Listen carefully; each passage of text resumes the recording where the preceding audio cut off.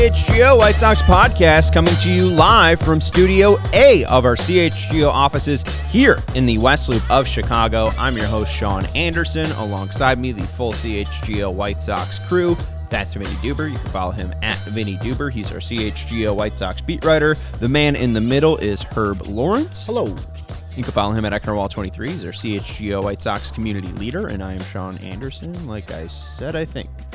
It's always good to say your name again. I don't know. Let the people know who you are, Sean. Yeah. At Sean_W_Anderson. You can follow the show at CHGO_White Sox, where I am making a fool of myself. We are going to be talking about Luis Robert Jr. if he's going to reach the illustrious 500 home run club. And there was a tweet that you shared in our group chat from MLB, and you were like, I don't know if we should bring up the tweet, but I'm going to bring up the tweet. And we don't need to say where we're stealing our ideas from, Sean. Well, it's not even stealing an idea from. They sparked a conversation. We have to talk every single day. It's sue us. But I was offended, shocker, that this graphic didn't include Luis Robert Jr., who I think currently is at 74 career home runs. So if you guys, it's about 425 home runs away from 500. 426. Oh, yeah. He said about. You're the math guy on the show. You got 426. You got it exactly. I was just like, why wouldn't you put him on this list? He just had 38 home runs, an emerging superstar. I did do the math. He would need to be about 40 to do that and hit like 38 home runs until he's 40 to do that. So, I made a fool of myself. So I just wanted to, No. I don't think you did make a fool of yourself. I think you could trumpet our wins and trumpet our losses. I just think you did math incorrectly, because if you break down 426 divided by 15 years, which is his 40-year-old birthday, which I think this year is his 26th year coming up. So he would only need about 29 home runs per year, averaging 29 home runs per year to hit the 500 home run mark. He's already got 74 in 4 seasons, and one of them, of course, was a partial season. One of them was his rookie year. And so I think that man, look at his body. You see his body the other day? He's doing his Instagram workouts on the Instagram or on the treadmill. I don't go on Instagram and look at people's bodies. Hey, man. I don't know what you're doing. If you can't appreciate the greatness, which is Luis Robert, where even his body, I don't know what you're about, man. I'm secure in my manliness, but that's a great looking body. One of these days, I'm gonna get one, Sean. I agree with you as well. Yes, one of these days. He's a handsome young man. But that means body by Papa John's. I'm gonna say, do I have to start eating Papa John's to get that body? I'll do it. I'll sacrifice. I started getting distracted, and somehow we're talking about Luis Robert Jr. His body. We are being produced by Sarah today. Hi. Hello. Make sure you're hitting the thumbs up button. We got 8 likes. Thanks, everyone, for hanging out with us. We got Matt from Oaklawn. We got Pine Tar Keyboard hanging out with us. White Sox Tom, good to see everyone hanging out. Pine Tar Keyboard said he'll get traded after 2025 and start averaging 50 a year for the rest of his life. Easy money. I guess we'll get into it. We're going to be talking about Luis Robert Jr. possibly joining the 500 career home run club. We'll be talking about Dylan Cease reaching 1,000 strikeouts in 2024. It seems likely. That's a record. I'm kidding. I know it's career. Career. Also, Herb, you might want to check into it. There were those days back in the late 1800s where teams only had one pitcher. So Walter Johnson just mowing everybody down. It says that it was 888. That was his career high. So our season high. That's the record, 888 strikeouts? Absolutely made it up. Oh. Because we're talking about 88. So. I almost believed you. I was like, Christy Mathewson probably got there in one way or another. No one's hitting home runs. It's all bunts and stuff. Catcher barely has a glove. I tried to say it with as much belief as possible to fool you. And they threw like 500 innings, too, back in the day. Here it is. Pitcher single-season strikeouts. Oh, we were way off. Yeah, there's 513. By the famed Matt Kilroy back in 1886. I remember him.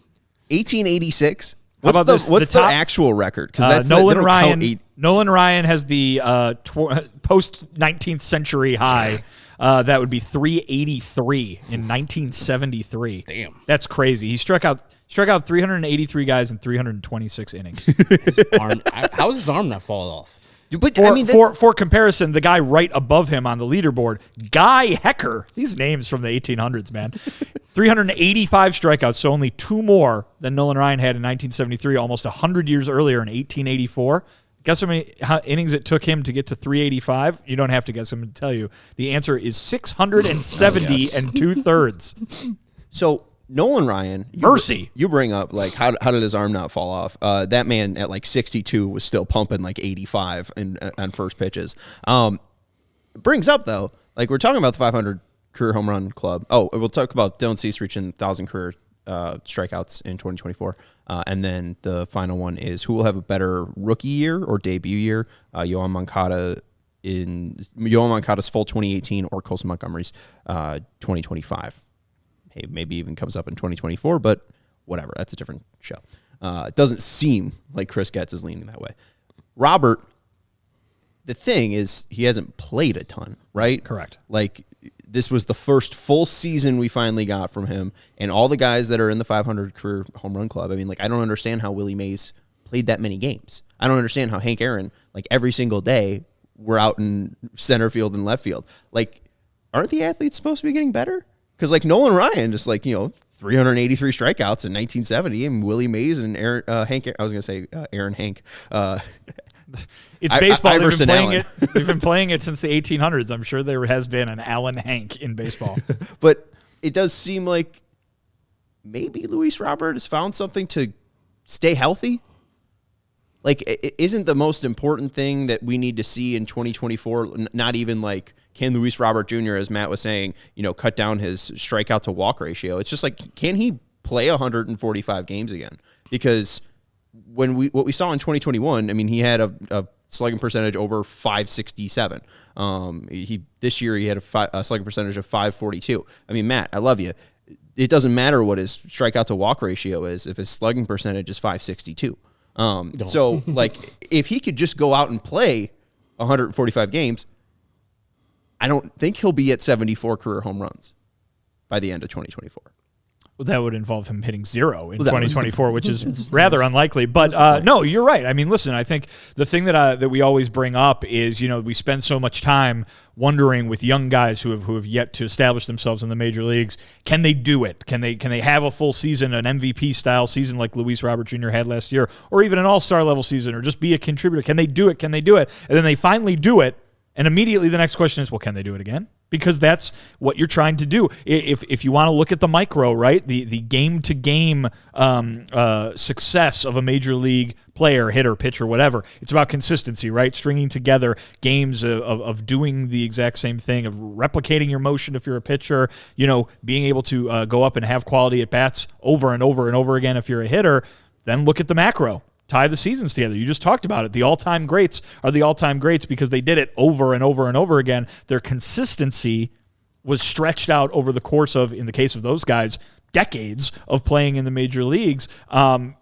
If you shrink it down a little bit to guys who are just trying to, maybe you're Dylan Cease, you're trying to get that big contract, right? Trying to get that big pitching contract. Or, if you're a little less established than him, even, you're trying to win yourself a job in a major league rotation. It's about consistency, not just pitch to pitch, inning to inning, game to game, month to month, season to season. It really is the name of the game. And so there's a reason why when guys have breakout seasons like Luis Robert Jr. had last year, the immediate next question becomes, okay, let's see if he can do it again. Let's make sure that wasn't a fluke. Let's make sure that wasn't, just a moment in time. Let's see if he's really solved these things, if he's really grown as a player who can not only get to a certain level, but continue to thrive at that level. I mean, I think about when we're talking about Luis Robert is 26 years old, or age 26 year season. I think about David Ortiz, who I think is the lowest amount of home runs at age 26, who eventually hit 500 home runs.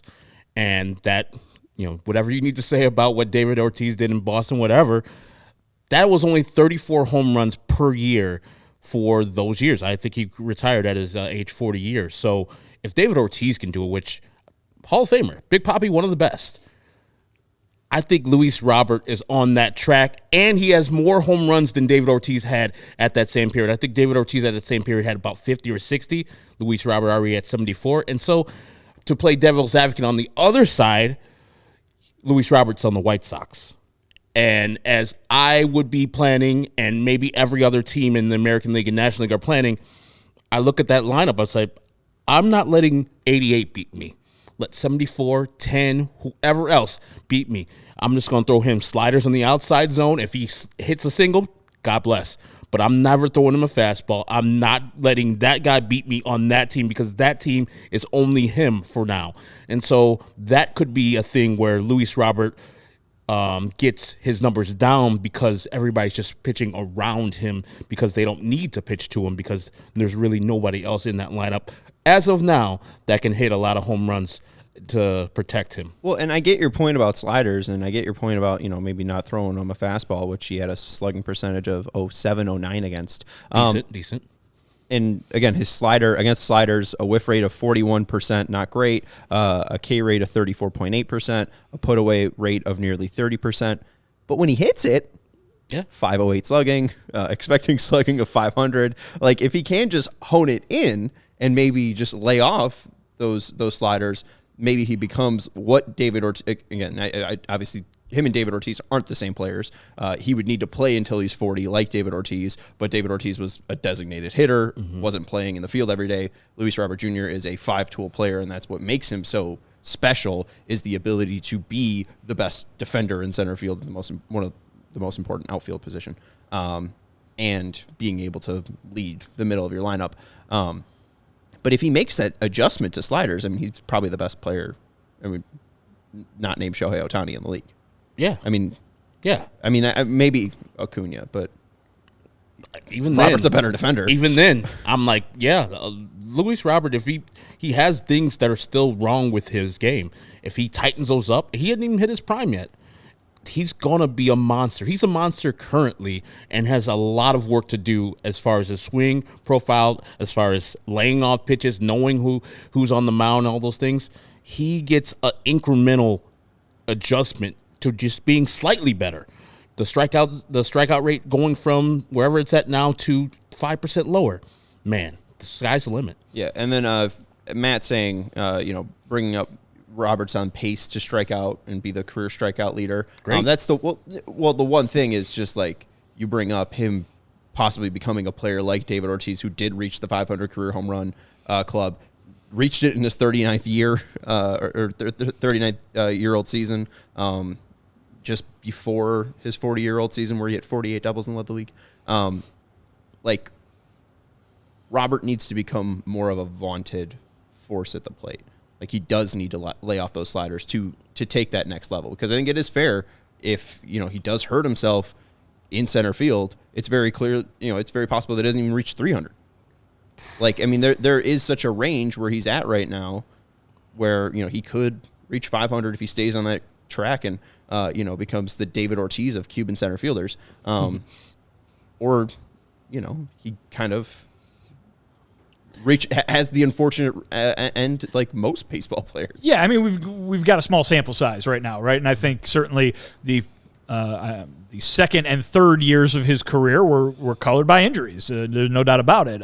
But last year, he stayed healthy almost entirely for the most part before ending the season on the injured list after already playing almost 150 games. But, Herb, you brought up the rookie season. It was only 60 games long, out of his control. So certainly if we just take his 4 years that he's played, half of them have been dogged by injury, and one of them was a 60-game season. So we have that to go on, but I think the idea is you can't really predict health, nor can you predict injury. You can't predict it one way or the other. So you do have to talk about the player that you see, the kind of hitter that you've seen evolve over those 4 years. I think the growth that we saw between the end of the 2022 season and by the end of the first month of the 2023 season, he looked like a totally different hitter, and then he was that good version for the remainder of 2023. It's about consistency, making sure that you've learned those lessons and also be absolutely ready to adjust, because I can guarantee you all the pitching coaches in the league have been studying film or video of. See, that's the thing. It's I can't believe that I it's say. fine. I can't believe that I said it because that's one of my pet peeves. Is when the people who do this the most are football coaches, obviously. But they always say, "Oh, I got to go back and look at the film. Got to go back and look at the film." Film? You're not watching film. It's been digital video for the last 25 years. Boy, I can't believe I said it, but yeah, thank you for your stand-up bit. Like, I mean, like, I'm just saying. Why are you what's saying the film? deal there? Like, I don't know. Like, Pat Pat Fitzgerald at Northwestern always used to say, "Oh, got to go watch the film. Got to go watch the film." He has never watched film. Yeah, I don't think he's it's like 40 years old. It's a term. Yeah, but I don't think anybody's ever like. I'm 45. We didn't watch film. We watched the video tape or digital copy of the video. Right. Tape. I'm the young one here. I don't give a shit. Use film. Who cares? No, I know what you mean. I know what I agree with Vinny. It's not true. Film is a specific descriptor, and now they're just using it as people use Kleenex as a tissue. Not the same thing. It's just odd that like Vince Lombardi era terminology has basically been eradicated except for that one thing, you know? It's just an odd thing to hold on to. Anyway, pitchers across baseball and pitching coaches across baseball have been watching moving pictures of Luis Robert Jr.'s swing all winter long. They're going to be ready for him come end of March and April. It's on him to make sure that he's ready for what they're going to be throwing at him. And then Pine Tar Keyboard says exactly what I was thinking too. You can live with all the Ks. If he becomes a K master, that's because he's trying to, leave Earth. But the walk's got to go up. And then that becomes a thing where, okay, he will accept the walk. Now we need to be a little bit more careful to him because putting him on first with all that speed that he possesses presents a problem for our pitchers now. So, yes, if he increases his walks, it becomes a more deadly hitter for him. But, yeah, I don't really care if somebody strikes out a lot, especially if they hit a bunch of home runs. Right. Again, I mean, he was I was about to say a 7-WAR player. That's not true. Five. A 5-WAR player. If he doesn't have the April where, and again, it's fine that he did, had an OPS around, 666? Like, not a great April right there. Had to turn it around. And then had an OPS of 905 in the last 117 games, 26 walks, 139 strikeouts. You care? You live with him. Yeah. I mean, situational. 330 on base. I mean, Like, again, the team struggles with getting on base. If he's like, I don't know, he's just really aggressive and good at it. Well, and you're right. It doesn't matter if Luis Robert Jr. strikes out a whole ton if he has the season Luis Robert Jr. had. There are plenty of people on the White Sox who it does matter that they strike out a lot because they didn't have the type of season Luis Robert Jr. had. You have to be able to get to first base or continue around it. Luis Robert Jr. did that a whole ton last year. Most of his teammates did not. And they didn't clutch, too, man. That home run versus the Cubs, I still think about that every day. Such a great home run. It was just very pretty. It was the thanks Cubs. The bat drop too, like just the Turning swag back and talking to that the he all had. Cub fans, the Danny Parkins looking Cub fan that was giving the middle finger. I mean, Nicky 2 strikes did it the next night. One way or there, that hurt. Real quick, it might be tough, and a lot would have to go right for Robert's career for him to reach 500 career home runs. Right now, Bill Melton, it has more career home runs at the age of 26 than Luis Robert Jr. 98 for Bill Melton from 68 to 72, and that's like the top 200. Like Derek Lee at 99 and Bill Melton at 98, and Luis Robert Jr. still like 20 away from those guys at 74. So it's a tough road for him. Absolutely. I do think that next year will be another career year for him. StatCast projected that if he played in Atlanta, he would have 45 home runs. I don't know if that's because of the team or the park factors, but I think he gets to 45. I think he has that sort of year. 38 last year? 38. Yeah. I think you take away the bad April, and if he just had a 905 OPS for the entire season, I think he probably clears 45 homers. But maybe that's part of the thing, like Jose Abreu's slow starts every year were just because, I don't know, he was just cold or something like that. It seemed like something flipped. Yeah. I don't. With Luis Robert after the benching? There was a moment. You think after the benching? Yes. Yeah. And that's what turned it on, and it's not going to turn off? He looked like a different player. Mm-hmm. It just seemed like they they had more of a serious talk, and he understood it. And I think he probably had a lot more fun in the last 117 games than he did in the first 28 games. So, I mean, now he's got Scott Boras. Now he's got Scott Boras in his ear saying, "Hey, you want another butterfly sanctuary? You want to buy Florida? Remember? Here you go. Come with me, son." Yeah. So just for in the next 4 years of his contract, I'll say 45 homers, 39 homers in 2025. A step back, but maybe, hey, he walks a little bit more. Maybe he gets less opportunities to homer. You're just making this up. Absolutely. 2026, 31 homers. Right? We're gonna Tearing down. Right? Well, no. Maybe you deal with a couple injuries. Right? Maybe it's a struggle. But then it's contract year.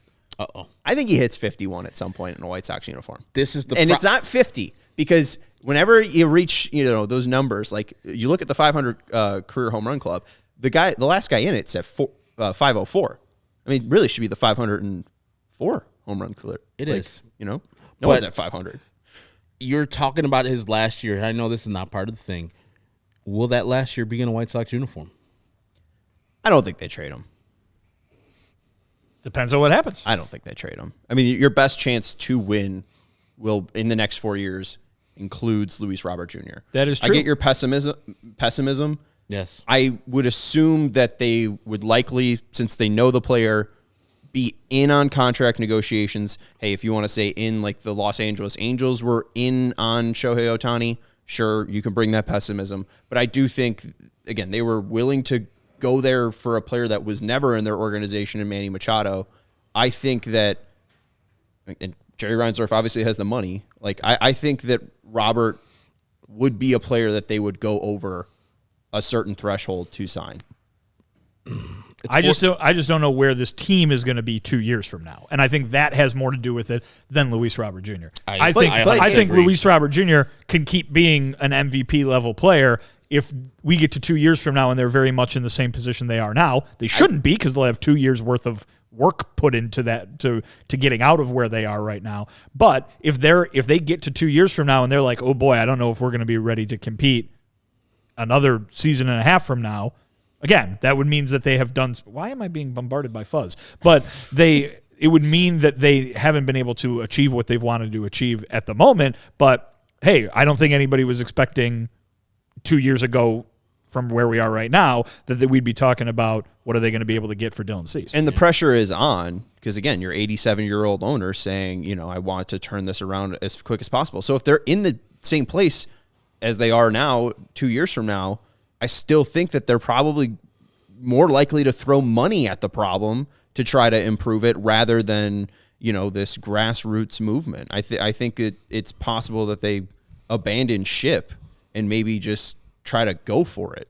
Because, again, if you have an owner saying, I got to do this, I mean, we think that he might sell the team at some point, too, before he passes away. Like, I think it's possible that if he wants to try to win another baseball championship, that he throws money at it. I would do the same, and I'm sure Jerry's feeling the same way, but think about when Luis is going to be free from the White Sox contract. He's going to be 30 years old and looking for 5 to 10 years of a contract. Is Jerry willing to pay somebody into his 40s?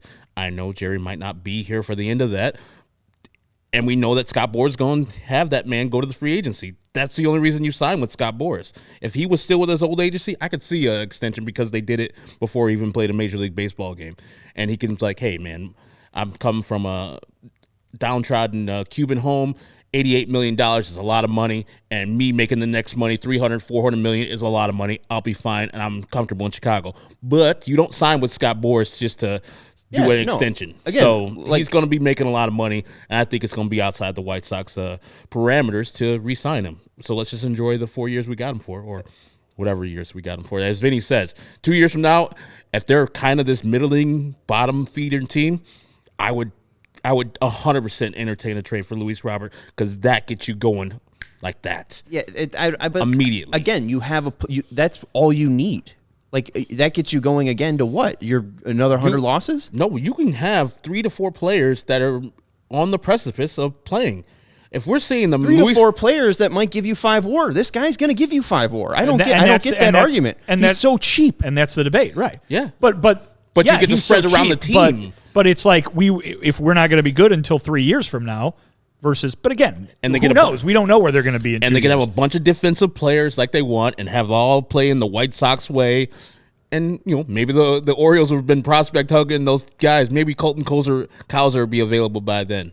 Maybe they'll get Heston Kjerstad in 2 years from now and when they let him go and stop prospect hugging. Pine Tar Keyboard saying, I'm a pessimist, but it might be a tough sell to trade their best hitter since Frank Thomas turning around and asking for a ton of stadium money.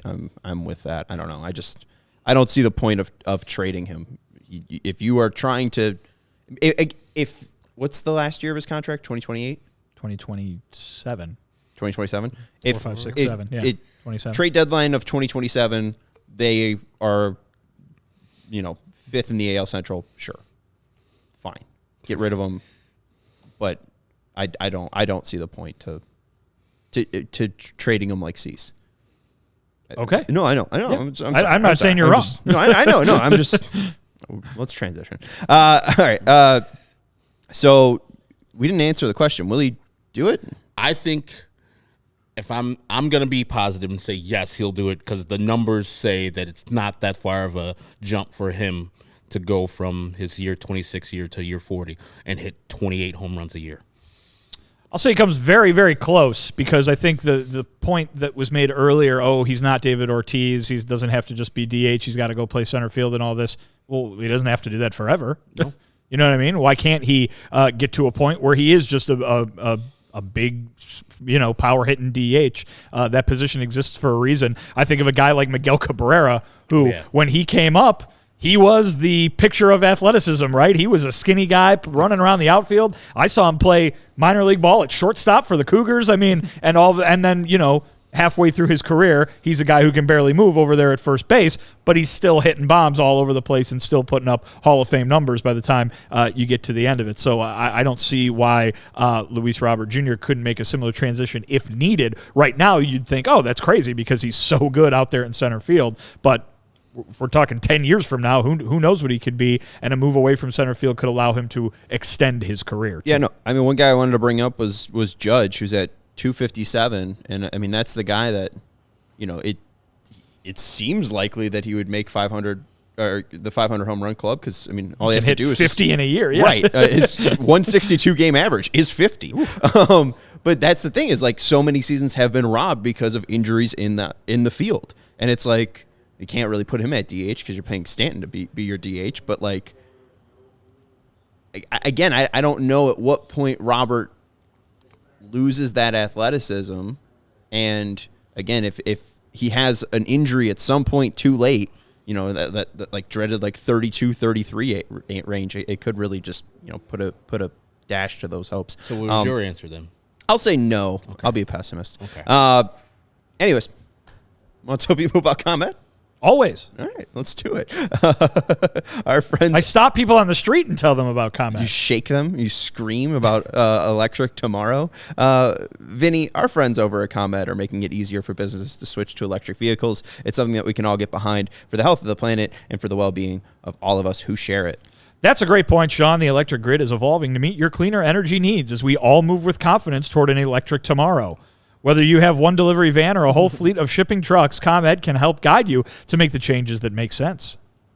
Oh, that's so true, Vinny. But what should business owners do? Great question, Sean. They should go to ComEd.com/clean to learn more about the resources, fleet rebates, and infrastructure incentives available to help businesses go electric. If you own a business, don't wait. Start making your plan today to switch to electric vehicles. They're good for business, good for the planet, good for all of us. Go to ComEd.com/clean. Herb, did I tell you to do your Midtown read? You didn't, but I have it ready. Okay, already. I mean, I could always bring up Midtown's 4 Chicagoland locations. You would first have to finish the ComEd read. Yes. Oh, yeah.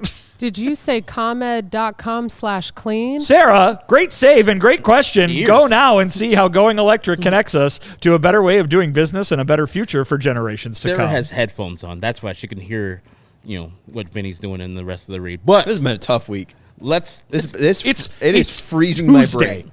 Yeah, it's fine. This has been a tough week. It's Tuesday. It's been a tough year, man. Already. Lemon, it's Wednesday. It's Wednesday. As I said yesterday, head on over to midtown.com/CHGO so you can follow along with me while I do this read. Midtown Athletic Club has 4 Chicagoland locations, one is Palatine in the northwest suburbs, Bannockburn in the North Shore, Willowbrook in the southwest suburbs, and Midtown Athletic Club and Hotel in the middle of Bucktown and Lincoln Park. And that Palatine Midtown has launched a multi-million-dollar transformation of the club, which will be complete in early 2024. And what Midtown is doing, too, for their Palatine, Bannockburn, and Willowbrook locations, they're offering no initiation fees this January. It is January 16th. So get on over to Midtown. Right here, there's a website I'm told you about, midtown.com/CHGO, and see which one is closest to you and go in for a tour, because there's something for everyone at Midtown.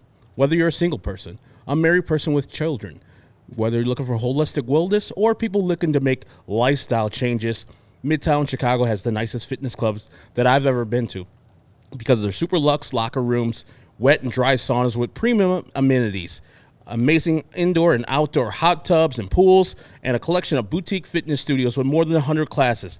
Whether you want to take cross-training, group exercises, boxing, cycling, yoga, HIIT classes, they have you all covered there at Midtown. But they have the best tennis courts and programming in the sport. That's what they're known for. Midtown has indoor and outdoor tennis, pickleball, and paddleball tennis. USTA professional quality all the way. You're already there at midtown.com/CHGO unless you're driving. Do not drive and check the internet. I just want to make sure you know that. Head on over to midtown.com/CHGO and find out more and tour the Midtown Athletic Club that is nearest you now. Thank you, Herb, for the wonderful read, and thank you for being on your toes. That was very nice of you to have that open and ready, even though I didn't tell you that you were going to be doing that. All good. And Sarah, I got you the description about 2 minutes before the show started. Yeah. Actually, I think it was a minute before the show started, so good on me. We have a lot of on your we started plate. a minute All late. Good. Real quick, one thing that wasn't good. Scorpius Acton in the chat bringing up really What a name. Yeah, right. Really never fails. Space, comma, at the backdrop, no White Sox. You all Scrubs fans, of course, ignore it. I'm sorry, Scorpius. I did ignore it at first because I didn't know what the hell you were talking We about. could have continued It's to ignore it. like also. when my Yeah. dad is texting me. What are It's- scrub fans? have to- I don't get it. Have to. So he's mad that over your shoulder it says Cubs, and then that he can't Between see Vinnie that and I, down okay. here, blocked by your chair, it says White Sox, 35th and Shields. Oh, no. So CHGO we- Sports. yeah, well, actually, No. for Scorpius, we actually have to contact Eric right now and redesign this entire backdrop because White Sox needs to be. I would say where the loop is. I don't know what scrub fans are, but I don't want to be one of these things. As Scorpius says, it sounds like he's being very mean to us. With his who's ridiculous. I could Scorpius? put in the effort and every show just get rid of every single Cubs thing in the background. I could do that. I don't care. Who's the guy that did the Fugazi record? Who's the Chicago producer? I don't know. I thought you might know that. No. You might I know mean, he's the music guy. Steve I think Albini. I think I know who you're talking Steve about. Albini. Yes, Steve Albini. yeah, I do recognize Thank you, that name. Thank you, Scorpius Acton, for chiming in with your Steve Albini Twitter profile. All right, let's talk about Dylan Cease. So Justin's asking about Cease and an extension for Cease. We just talked about Boris. It does not seem likely that there will be any extension until Dylan Cease hits free agency, and it seems likely that Dylan Cease will be traded. Again, though, I don't think, we've got Jared saying I don't think Boris would do that, and maybe Jared has a direct line to Scott Boris's way of thinking that we do not. But I guess, It's obviously actually Jared Boris. history is on your side with that opinion. But I guess my point is that it doesn't really have as much to do with. I think the second half of that point, if you want to put that comment up there, Sarah, Jared's there. I don't think Boris would do that. I don't think it's up to the White Sox. Of course it's up to the White Sox. The White Sox could decide that they want to pay $1 gajillion to Dylan Cease, and he'd say, where do I sign? And Scott Boris would say, where should you sign? Yes. Like, that makes sense. Now, the thing is, though, you've got to wait for the market and all of that. I think the main thing right now is look at the moves that the White Sox are making. Look at the position the White Sox are in. Herb, you brought it up the other day. Sean, you provided some better clarity to it. But I think the idea being that the payroll as it sits right now has dropped a very large amount from where it was on opening day last year. The moves that we've seen them make have almost entirely been very low-cost moves, short-term ones at that.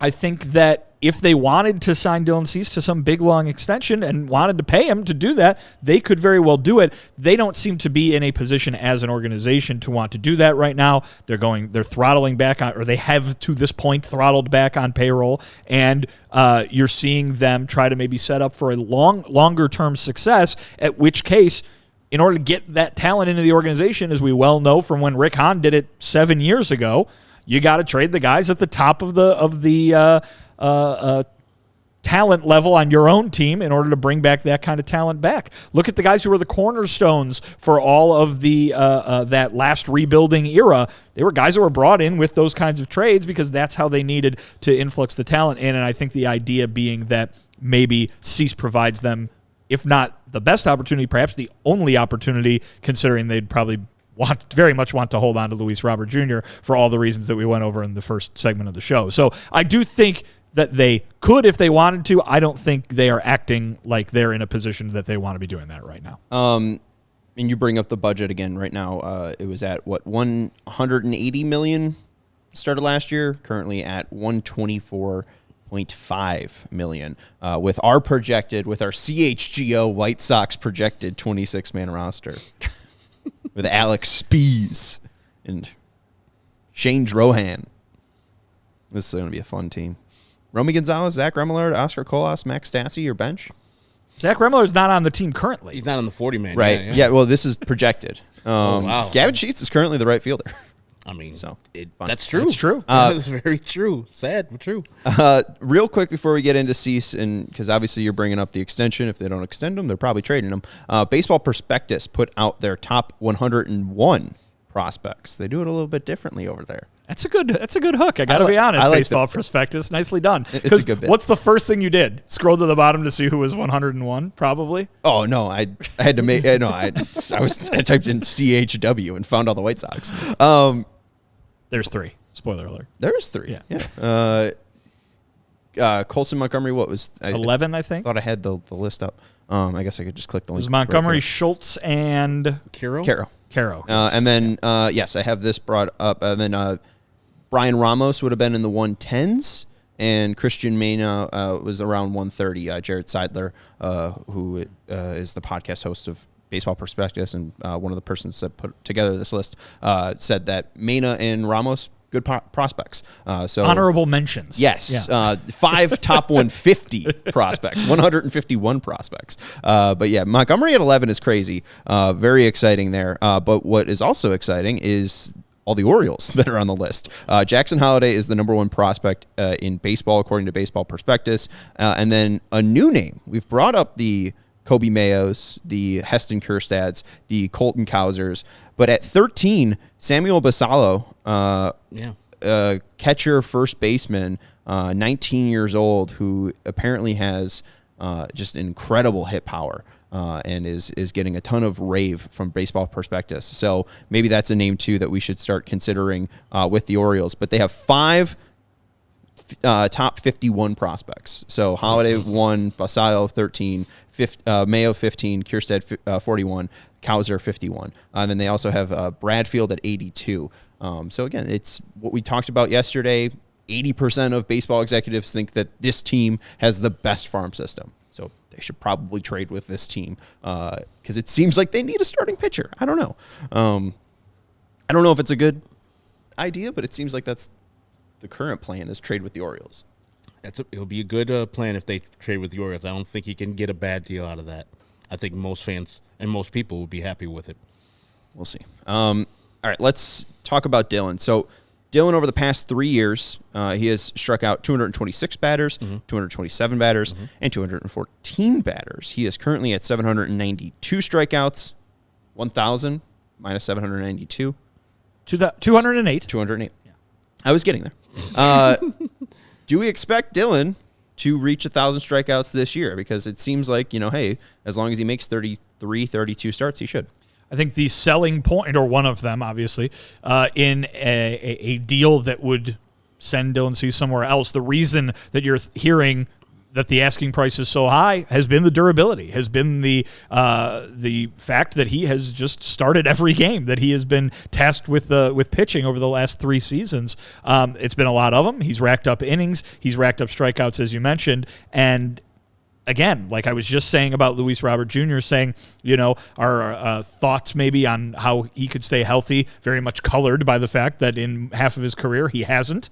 But that goes both ways, and I think our opinion on Dylan Cease and probably baseball at large's opinion on Dylan Cease about whether he can stay healthy, colored by the fact that he very much has. And so, you're not going to predict an injury for anybody, and he has not really given you a reason to do that. So why wouldn't you predict that he would go out and make close to that 30 start, if not that 30 start number again in 2024, and go ahead and reach similar strikeout totals? I think, Sean, you've been very confident and very much predicting, and I'm sure there's plenty of other folks out there that feel the same way, that he is going to be much better than he was in 2023. If that's the case, those strikeout numbers should not just replicate, but probably go up.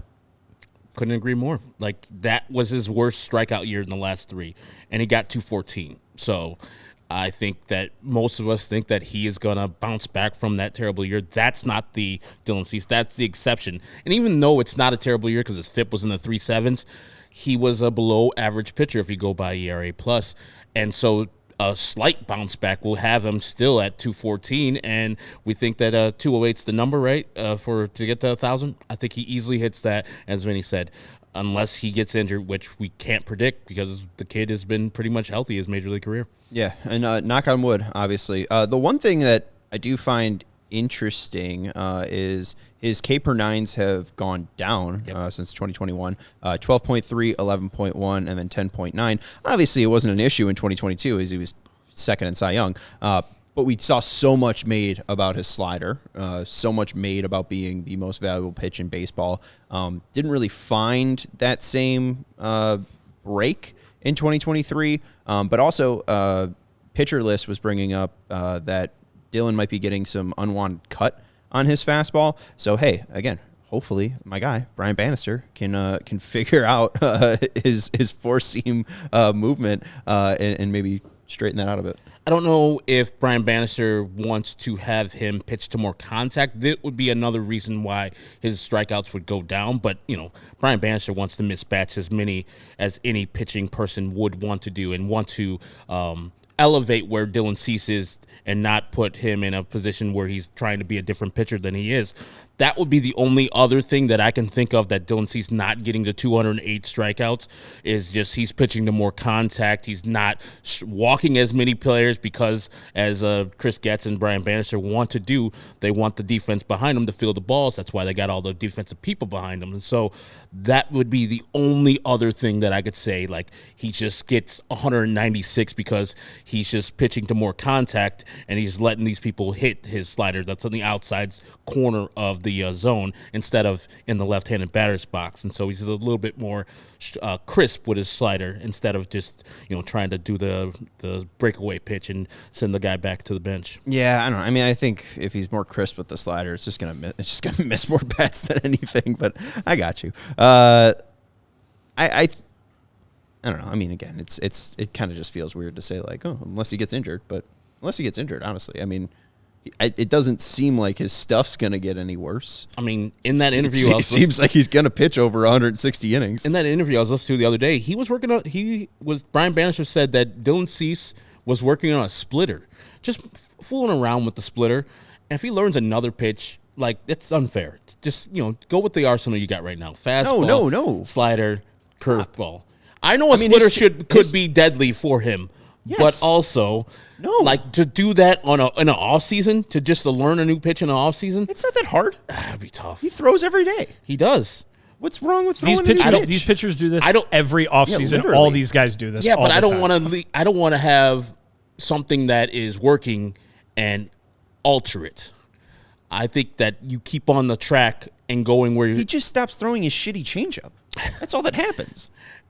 Hey, man, if it works, it works. But a splitter is really hard to throw. Who on the White Sox throws one except for, Fetty threw one in the KBO? I don't even know if that was a splitter. It might have been. Bring back Jose Contreras' forkball. Yeah, right. He had big fingers. I mean, that's the whole thing that Bannister learned with Kevin Gausman. Maybe he's found an easier way to throw the splitter rather than Steve Stone's way to throw it. I mean, that is the pitch du jour. The KBO and the Japanese pitchers are coming over with these splitters, and they're disappearing. Real quick to your point, when Cease was hitting anything low in the zone, so if you're looking at the traditional 3x3 strike zone, Mm-hmm. Yeah, 3x3. The bottom of the zone, inside to lefties, they hit 125 on Cease's slider. Yep. So away from lefties, 178 on sliders, and then away to righties, 125 on sliders, and then anything outside of the zone, low in the zone, 0.061 and 0.145. So, I mean, again, it's even when you are hitting the pitch, it's not successful. You're not squaring it up. You're not getting good contact. So as long as he keeps it down. All right. Anything else with Cease? Feels weird not talking about trading his ass. It's okay to have a day. And, I mean, we have talked about that today. That's true.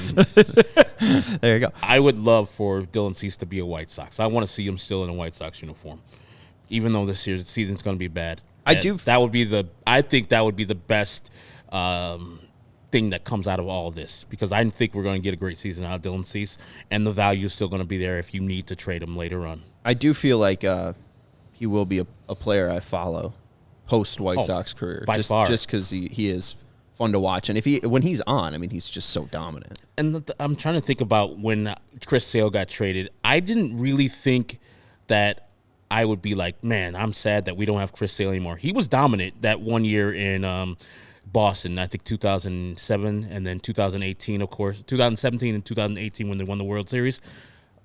But he had a decent career in Boston. But I think, I was like, we're getting these prospects back. I appreciate what he did with the White Sox. I appreciate he's over there with the Boston Red Sox. It's a new era for the White Sox. If Dylan Cease does the same, I would, as you would do, I'd be like, man, what could have been these last 2 years? I love seeing greatness, and I think Dylan Cease has a chance to be one of the top pitchers in baseball and stay there for a while. Hey, when you're trading him to Cody, keep hyping that up. Maybe we can get Cade Horton. Horton. Yeah, right. We can get the best pitcher ever, apparently. Cade and Horton. All right, let's take a break. We'll let you know about our friends over at CIRCA Sportsbook. Do want to let you know about the greatest sportsbook that now is in Illinois. They got tight money line splits, low hold models, and games will strive to be a -110 split on CIRCA Sports menu. Unlike other sportsbooks, which may use a -115 or -120 split, you can have the world's largest sportsbook at your fingertips. And there are a ton of things to bet. We got the Blackhawks guys over there. They got the Hawks and the Sharks later today. And it's a great game because, as Greg said, anyone can win. Someone has to win, I guess is how he put it. Do they? Oh, yeah, it's shootout goals. There's no ties. No more ties. That's just dumb. So someone has to win. Blackhawks at -138 to win tonight. Over under of 5.5 over at CIRCA Sportsbook. They also got lines for the NFL playoffs this weekend. Texans versus Ravens. Ravens are 9-point favorites. Packers and Niners. Niners are 9.5-point favorites. Bucks and Lions. Lions are 6.5-point favorites. And the Chiefs and Bills. Bills are 2.5-point favorites in Buffalo. So download the CIRCA Sports Illinois app at circasports.com/Illinois-ash. Oh, wait. circasports.com/Illinois-app. That's circasports.com/Illinois-app to sign up today. Also be on the lookout for CIRCA events, watch parties, and tailgates. If you or someone you know may have a problem with gambling, call 1-800-GAMBLER, 1-800-426-2537, text GMB 833-234, or visit areyourreallywinning.com. You can see right over my shoulder, Southpaw waving that classic orange White Sox flag. That bobblehead, of course, was donated to us by FOCO, along with what else? TA getting ghosted by a red line train. Go ahead and show them some love now. You can go get fitted out in the best sports gear around. They've got hoodies, they've got shoes, they've got signs, they've, of course, got bobbleheads, and they've got everything in between. Even when it is -1 billion outside, it's always baseball season. So grab yourself an Aloha shirt, a straw hat, a polo, maybe a bag set to get you ready for March 28th over at the Rate. Everything you need for a game.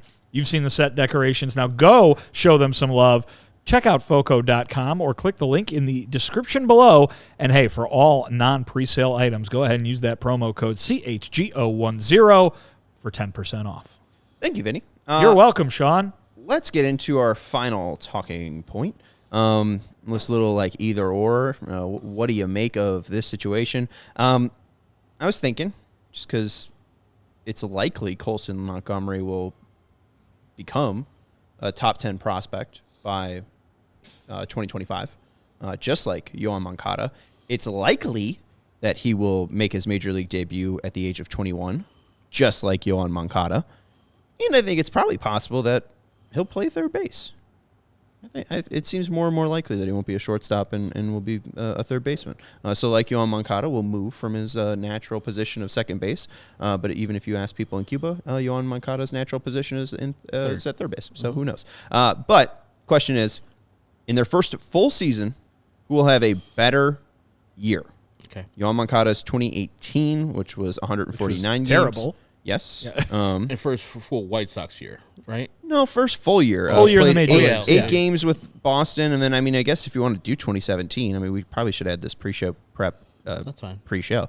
But he played 54 games in 2017. Right. I didn't think it was enough of a sample size. First full year, 2018, yeah. So That's when Lucas Giolito was the worst pitcher in baseball. Worst pitcher in baseball. Yoan Moncada was pretty damn bad, too. Led the league in strikeouts at 217, only 67 walks, had a batting average of 235, 315, slugging percentage of 400, OPS of 714, OPS plus of 96, did have 17 homers and 32 doubles, though. He struck out 217 times, and his OPS plus was still 96? Walking. All right. Hitting home runs. Yeah, he did have a ton of walks that year. 67, I mean, yeah. I guess. I mean, that's his He had a second bunch career high. He had a bunch of called thirds. Yes. Like, he thought he knew the strike zone. The umpire's like, no, you don't. Your ass is out. Hey, I mean, he cut his K percent by what that next year? I mean, that was A lot. Like, Jose Abreu told him to be more aggressive, man. And he was. And it worked. And he was. He was crushing the ball. Man, 2019 Yoan. Goddamn. What could have been? 33.4% to 27.6%. That works. So the question is what now? Who will have a better rookie year, debut year?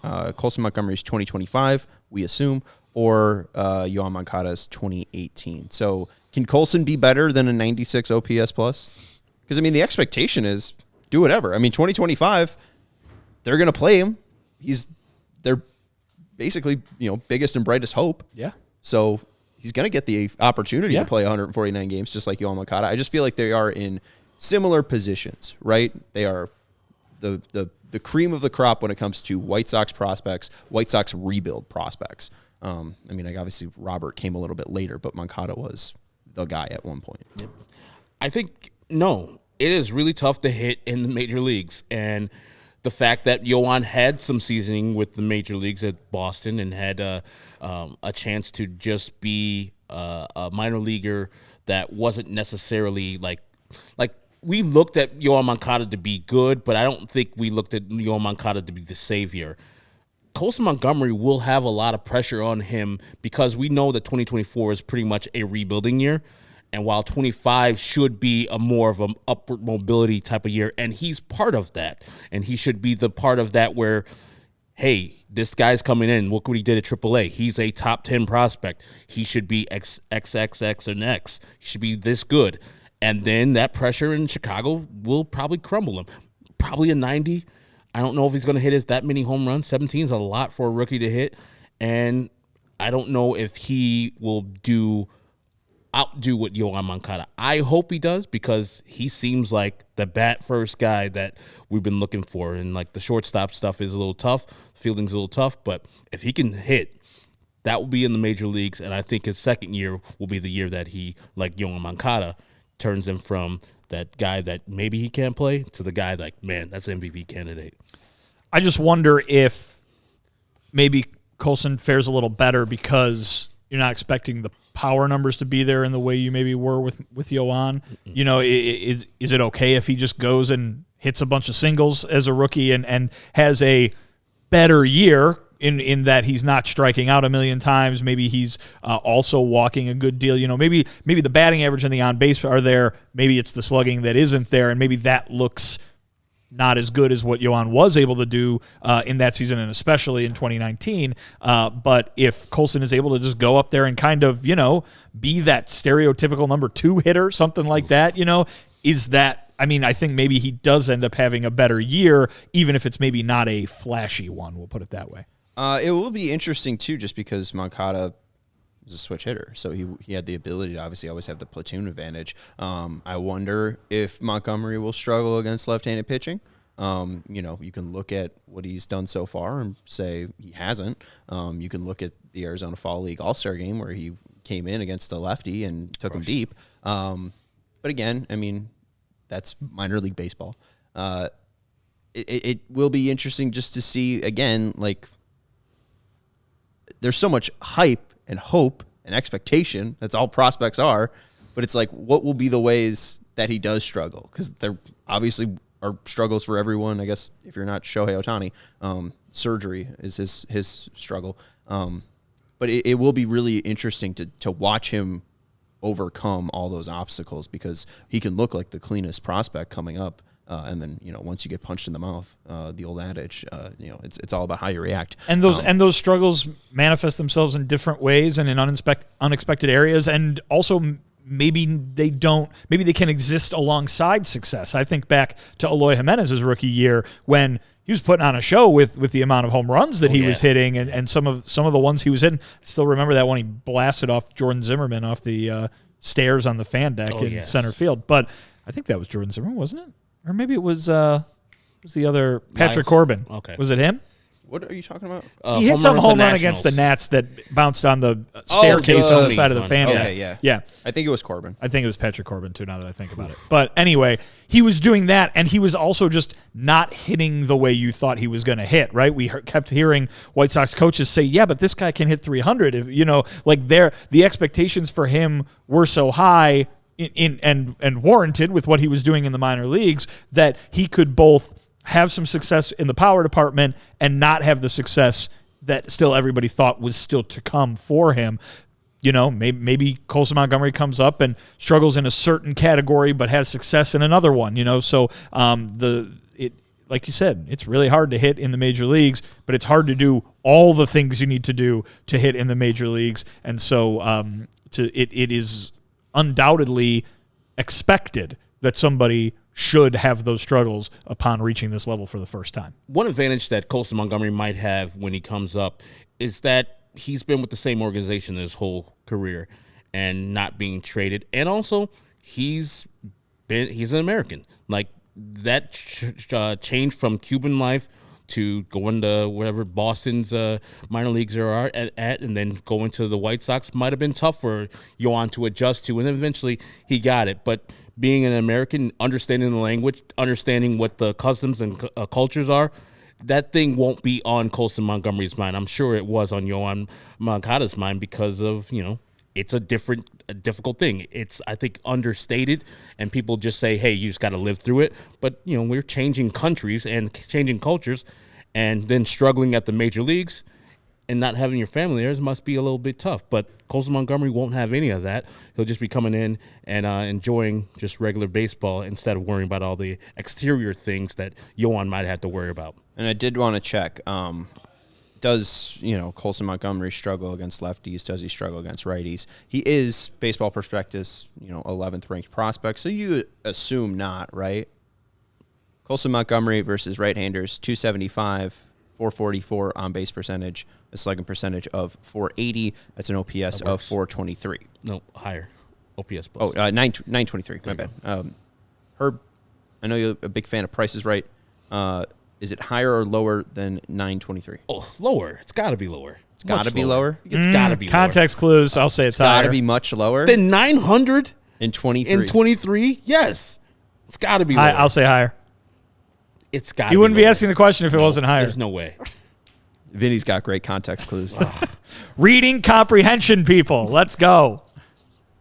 In 69, nice, plate appearances, Colson Montgomery had 13 walks and 8 strikeouts against left-handed pitching. Jesus Christ. His batting average was 327. Get out of here. His on-base percentage was 493. Fuck off. His slugging percentage was 500. No way. His OPS was 993. Pretty good. It's pretty good. That's unbelievable. That's pretty good. 20 years old? 21. Yeah, 20. We're gonna be 22 in February 27th. Does he make the major league team? Does he play second base This year? Yeah. I think it's possible. I wouldn't say it's. Let's put it this way: it's not impossible. It's not impossible he's on the opening day roster. I don't think he's going to be, but it's not impossible. Our talking point that we talked in circles until October when Chris Getz was like, he's not going to make the opening day roster. He hasn't said he's not going to make the opening day roster. Okay. He said they are not putting the pressure on him to make the opening day roster. The expectation is not that he is going to be on the opening day roster for his development. If he shows up to Cactus League play and hits 400, I think you got to 400 home runs or bad. I don't think he can hit 400 home runs in the amount of games there are in Cactus League play, but I think it is possible he could make the team out of camp. I don't think he will, but it is not impossible. There's no one blocking him. No one blocking him from playing second base, but also shortstop. He does not. I'm serious. He does not play the defense as they espouse to say in the offseason. So he doesn't play defense well as yet in those two positions. I don't think he's played second base that much, but so I would think they would be going back on their word and also starting his clock way earlier than I would think they would want to. You get the cool draft pick though if he's good. No, I hear your point. That makes sense. They won't bring him up they won't bring him up until he can do it all at a major league level. And if he hits 400 but is making errors all over the place, he's not going to be on the major league roster. And you're right that Paul DeJong is not blocking him. That's all I was laughing. No, I know. Like, because Paul DeJong can play other positions too. Yep, sure he can. The bench. Cut his ass. All right, that's going to do it for the CHGO White Sox podcast. That is Vinnie Duber. You can follow him at Vinnie Duber. He's our CHGO White Sox beat writer. That is Herb Lawrence. You can follow him at Ectorwall23. He's our CHGO White Sox community leader. I'm Sean Anderson. You can follow me at Sean_W_Anderson. You can follow the show at CHGO_White Sox. Thank you to everyone for hanging out and watching with us. If you are in the comments, make sure you're hitting that thumbs up button. We appreciate everyone sticking around, and we got Bulls pre and post, it seems. Sarah is just grooving to the bed music, by the way. She is over there like doing this. It's impressive. It's a good tune. We got Bulls pre and post, I think, or at least Bulls post tonight, and we got neither. Just a regular ass show. Blackhawks play though. You can watch that later. Goodbye. We all silly like the mayor.